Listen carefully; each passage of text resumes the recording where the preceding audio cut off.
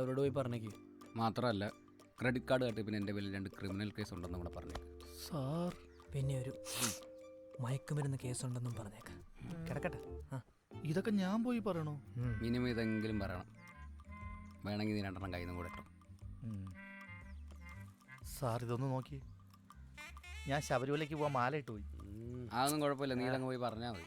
ഇല്ല സാറേ, മാല ഇട്ട് കഴിഞ്ഞാൽ കള്ളം പറയാൻ പറ്റൂല. ആ സമയം മാല ഇട്ടിട്ടില്ല എന്ന് വിചാരിച്ചാൽ മതി. അങ്ങനെ വിചാരിക്കാതിരിക്കാൻ പറ്റൂല സാർ. കുഞ്ഞുണ്ണി, നിന്റെ വിനു സാറാണ് ഈ പറയുന്നത്. നീ ഇത് പോയി പറ.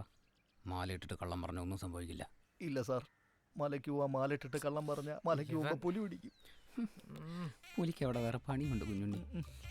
ഇല്ല സാർ, അയ്യപ്പ സ്വാമിയോട് കളിക്കാൻ പാടില്ല, ശാപം കിട്ടും. നിന്നെ അല്ലെങ്കിലും പുലി പിടിക്കും. ഓരോ കല്യാണ ആലോചനയായിട്ട് വന്നിരിക്കുന്നു. മാലയിട്ട് പോയി എല്ലായിരുന്നെങ്കിൽ നിന്നെ പുഴുങ്ങി എടുത്തേനെ കേട്ടോടോ. അയ്യപ്പാ ഇവനെ അങ്ങ്